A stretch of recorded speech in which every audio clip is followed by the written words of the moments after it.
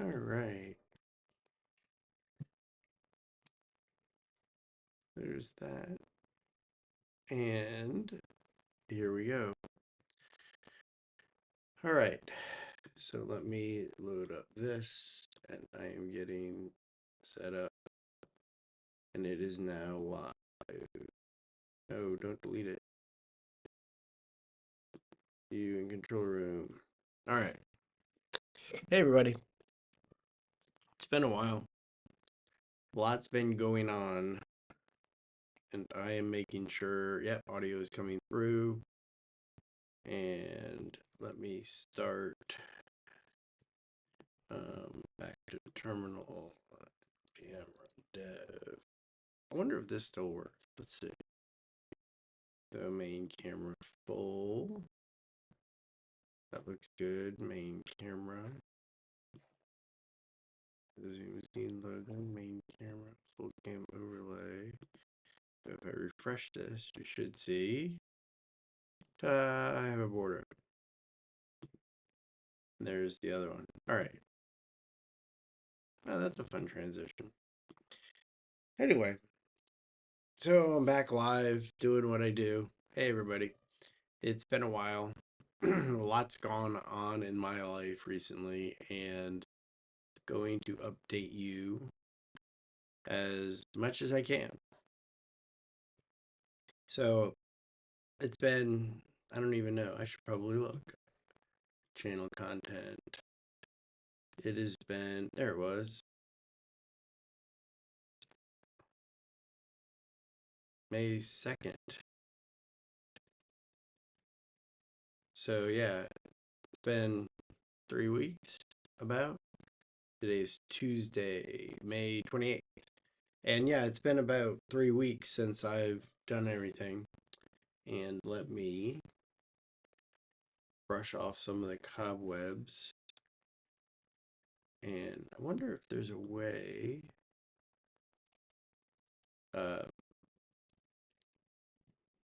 One sec. Public. That's channel content. Edit, get your link. Link copy before. Great.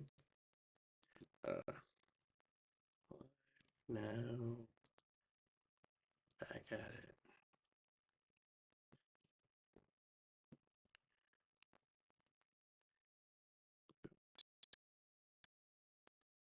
Yay. All right. So back at it, doing my live. Haven't been here for probably about 3 weeks, and apologize for the lack of consistency. But my mom passed away earlier this month, so going through and um, dealing with that. So just wanted to let you know why I haven't been here. And now that I'm back, I am back at it and doing some more of this kind of conversational stuff. I'm planning on actually having some people on and doing interviews. I figured out how to set that up with cameras and do a live stream with multiple people coming in and things like that. So I want to do that kind of interview and have that kind of experience, because me talking to you on a regular basis is, well, I don't know, it's a lot of fun for me. But there's, yeah, so I can play with cameras and things like that. But I've figured out a lot of that, and now I'm actually working on building more content, being more authentic in regards to what's actually going on in the world, specifically tech. There's so many AI companies that you can look at on a daily basis, and it is insane on how many there are. Like, it's literally insane. I want to hold on one sec. I am going to go back here. Oh, there's,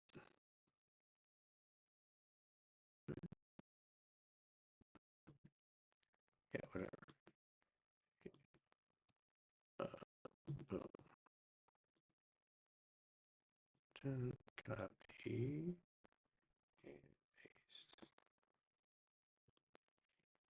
Paste. There we go. Let's see if that came through. Great. Okay. So chat, there's that. All right. Okay. So a lot of things going on with the AI world, and in case you haven't noticed, it is still the biggest buzzword out there. I'm going to give you a great example of some of that right now, and it is kind of funny. Um, all right, so let's do code camera. Great. So something like here. So in here, AI, an expert by your side. So basically another AI, starter kit AI, law firmer AI. And this is just from today. And I talked about this before. And then I go to yesterday's AI, right? So all of that is people building crazy things. And everything's based off of LLMs, and they're actually training modules. And if you didn't hear about the Google recently, which is really fun, is Google had some issues in regards to, I think my favorite was, let me see if I can find the article. Google, uh, let's see, the, here it is. Yeah, it was on the Verge. So let me show you this because it's pretty funny. Yeah, so now Google's AI is actually recommending us to put glue on our pizza. And they had so many problems with some of the feedback that they've been giving, and it was really, really crazy. And the AI is as good as the tools you put in it, right? So whatever it's being trained on is what it's going to learn, and it will actually, well, glue is actually a really good adhesive. So if you want your cheese to actually stick better to your crust, you should use a non-toxic glue, of course, but adding glue to that would actually make it stickier. They really believe that. And then that made it to Reddit. And I realized there was an article, and I think it was in this one, that the article said that it was paying Reddit something like $30 million a year or something to actually use Reddit for training modules.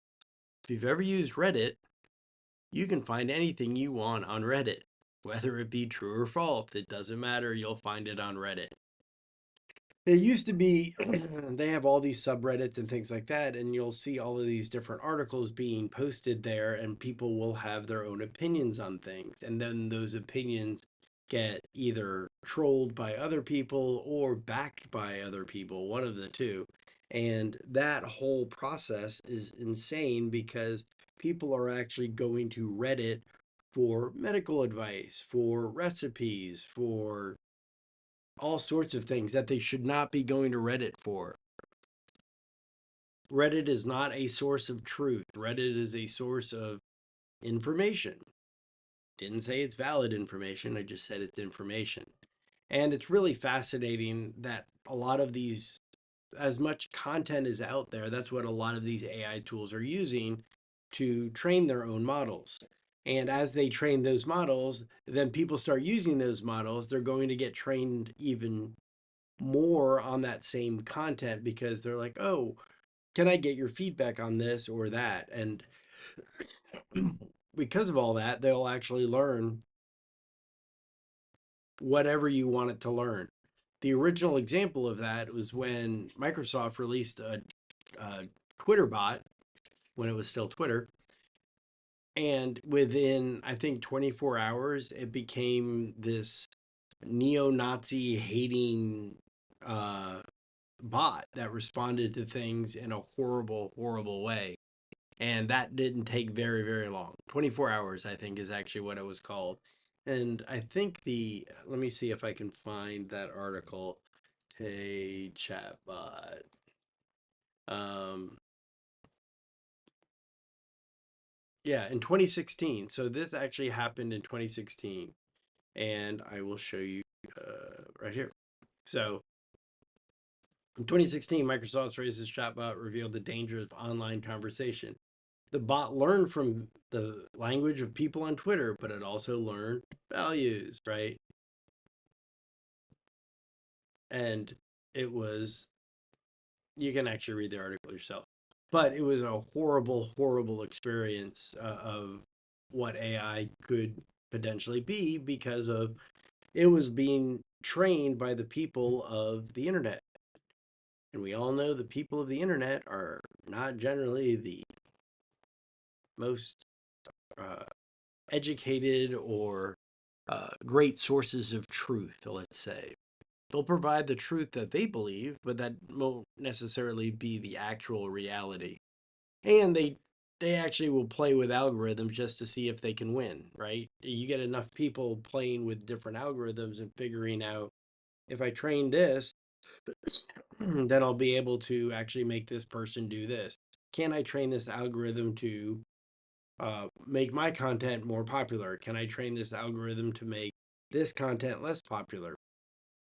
How can I actually combine these different tweets? And then can I create a bot that would actually communicate with that bot to actually train the bot on the bot? And it gets really, really almost like Inception kind of concept. But that's how a lot of the training works because they'll actually be in their own uh, silo. And all of that information will go through a single source. And that single source will end up being what people are believing because, oh, great, I learned all of this from ChatGPT or from uh, Gemini or from whatever the latest AI tool is. And there's obviously hundreds of them coming out on a daily basis. But you have to understand where that source of information is started from, what it's being trained on, and what kind of biases are actually part of that source information. Then the results of that will be based on those same biases. People don't realize that. I don't know why. I It's simple. Like computers will learn based off of the information they're given. If they're given bad information, whether it be accidental or intentional, the results will be the same. All right, enough about AI stuff. There's other tools that are coming out, and I'm not a paid spokesperson for this company. I actually just met them on a random LinkedIn thing that they hit me up on, and they were like, "Hey, we'd love to talk to you." I was like, "All right." So I'm going to talk about them very briefly here, and this is just because. Hold on one sec. All right. Uh, and let me show you what I'm talking about. So the name of the company is called Palisade, and they're solving a simple problem. How do you guarantee the deliverability of your emails? Making sure that your emails will get to a correct location. And it'll give you scores. It'll actually increase your open rates, get meetings booked, increase your revenue. Why would it increase your revenue? Really, really easy. Because your emails are going to the people that you want to communicate with. I'm playing with it. It actually covers SPF, DKIM, DMARC, and the new one is BIMI, which is really an interesting approach. I'll let you dive into that. But new product, cool company. I talked to them. I had a wonderful chat with them. What's so cool about them? They're solving a real problem. It's not interesting. It's not super cool. It's not AI driven. It's not generating videos or images or content. It's actually just helping people make sure that emails get delivered. Sometimes success is really, really boring. However, it's still success. And I am really excited about what they're doing. And I'm gonna watch their journey because they're doing some really cool things. There's other companies out there that are doing a lot of non-AI related tools, but everyone's on the AI bandwagon still. And sure, AI is going to blow up, and then you're going to have the Geminis and the Chat GPTs of the world that are going to compete and probably merge at some point and going, we're going to actually make the world a better place by adding all of our AI training together. Sure, whatever. But let's figure out what are some of the real problems we need to solve, not with AI, just what are the problems we need to solve. And let's start creating startups based off of that.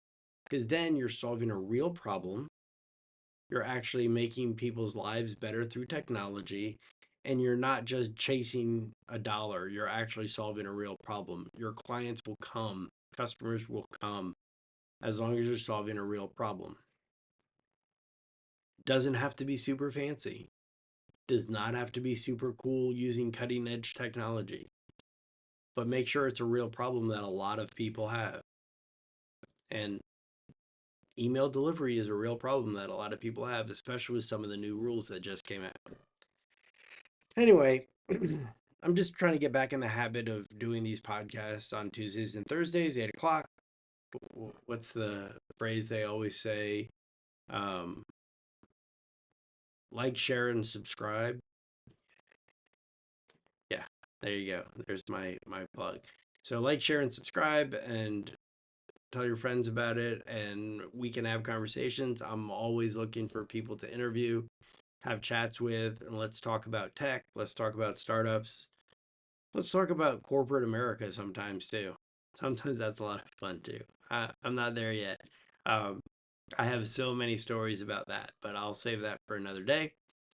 Probably actually not do that on a live stream. Probably want to do that in something that was definitely go through some post production work. Anyway, that is all for tonight. Thank you for everybody who tuned in. Um, I will be in touch and I will see you Thursday night. All right. Have a good one.